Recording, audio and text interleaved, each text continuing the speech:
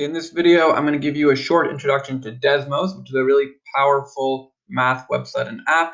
Today, we're going to use it to make scatter plots, but we're going to use this throughout the course, and you'll use it in every course you take in the rest of your math journey in high school and also into university. Desmos has basically completely replaced what we used to use, which was physical graphing calculators. So Desmos is a free website, also an app that you can download to either the Play Store on an Android or the Apple Store on an iPhone, but you can just go to desmos.com on your Chromebook or your laptop. That's what I've done today. I recommend signing up for an account. It's free, and what it lets you do is you can save your work and share it with me or with your classmates. So I would recommend signing up so you don't have to start from scratch every time. And I'm going to click this graphing calculator button. And what Desmos has done, and it has an infinitely big Cartesian plane. So I've got an x-axis horizontally, a y-axis vertically. I can start at the origin, but it goes infinitely far in all four directions.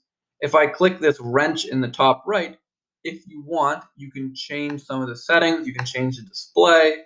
You can change the grid lines. You can set your own scale. So there's lots of things that you can play with. We'll just leave it at the default. One thing I can do on Desmos, if I wanted to put in some data, I can just type in the point. So if I want to put in the 0.25, I've now added it to my graph. We can go look at it, and there it is. If I click on it, I'll see it's 0.25. And if I want, I could also create a label for it. And then I could make a list of points, so we can make a scatter plot this way. I could put in every piece of data that's given to me. There's -1, 7. I could say, I could label it. Maybe I'll call that point Mr. Grex.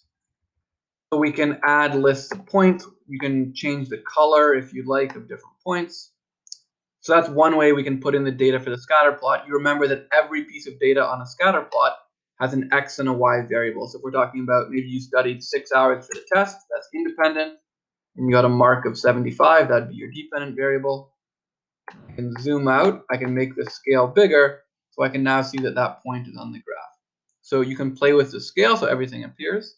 What's also nice, if I'm making a bigger scatter plot with a lot of data, what I can do, so I'm going to go back into the course content, and I'm going to show you the example that we're doing is this grade 12 physics class. We have time and distance.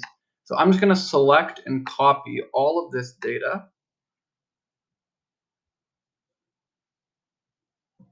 So I'm going to copy this so I can Control C, and I can go back into Desmos. And if I click this plus in the top left, I can also add a complete table of values, and I can just paste this data. And again, I'm going to zoom in.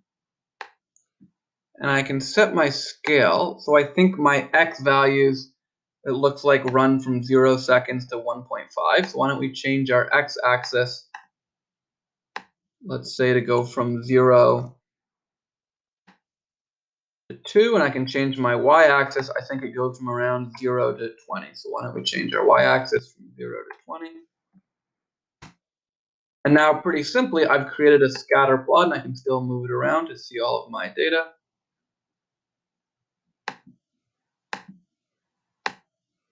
So there it is.